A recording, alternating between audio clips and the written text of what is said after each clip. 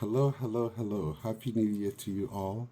It's been a couple of days into the new year, and I'm excited to come to you with another wonderful lesson to share on relationship and marriage. I hope that you've made some great plans for relationships and marriage this new year, 2026, and I will be happy to add one thing for you to think about. Now, I had to start talking to a dear friend this weekend about relationships, and it occurred to me that every marriage is different, and the nuances of how both of you work in making it a great marriage is what matters. In essence, one size doesn't fit all. Of course, there are some fundamental principles that work for all marriages. One that comes to mind is love and respect. If you show woman love, she will respond in respect. And if you show a man respect, he responds in love. These are very fundamental.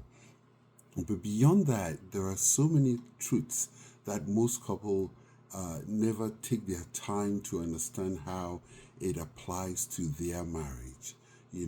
Our marriages won't thrive by copying somebody else's formula. So what is working for another family might not, or another couple might not work for you.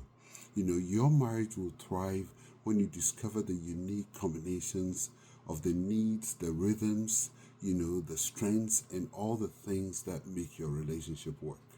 So, to go down a few ideas, this is going to be the short version of this. I'm going to do a deep dive into this topic in the coming weeks. You have to understand your temperament, whether you're an extrovert or your spouse is an introvert, and how that works. Your love language. I know we've heard this all the time. What's your love language? But in understanding your love language, and understanding the love language of your spouse means that you will speak that language and not get upset when, you want to be affirmed and your spouse is rather showing kindness, acts of kindness, or providing services. That might not be what works for you.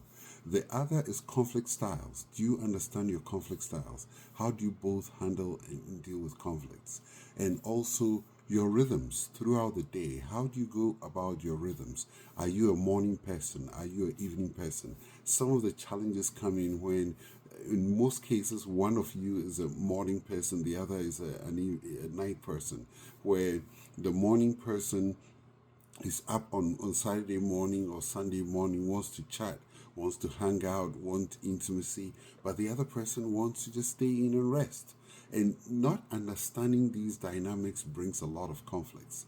Spiritual needs, some individuals in relationships, your spouse might be have a spiritual need where they express their relationship with God through, of course, with church and spiritual activities and all of that, whilst the other person might feel closer to God in nature and in quietness and in studying the Bible and praying as an individual.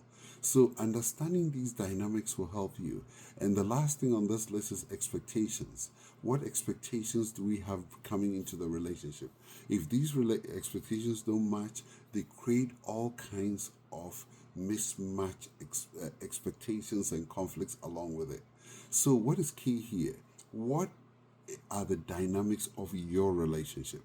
And I think going into this new year, if you look at all the things that you've had conflicts about from last year, sit down and look at every one of them and determine what the dynamics are in your relationship. And the answer to that holds the key to how well your marriage will thrive if you learn to accept them. So if I accept that my wife is it's not a night person. She goes to bed early. So I'm not going to expect that at 10, 11 p.m. when I'm wide awake, she should come down and watch a movie with me. I can't do that. That will further frustrate me. So what I need to do is to work out something and say that, you know what, how about we catch a movie sometime at 6:30 p.m., right after dinner. and then we can both watch a movie till about 8:30 or 9, and then she can go off and get some rest whilst I focus on other things I want to do. So think through these things and know what works best in your relationship, and that will hold the key to you thriving in your relationship this new year. If you have any thoughts on this, put that in the comments, and don't forget to subscribe and like and follow us in all the platforms where we share our lessons. God bless you, and we'll be in touch. Bye bye.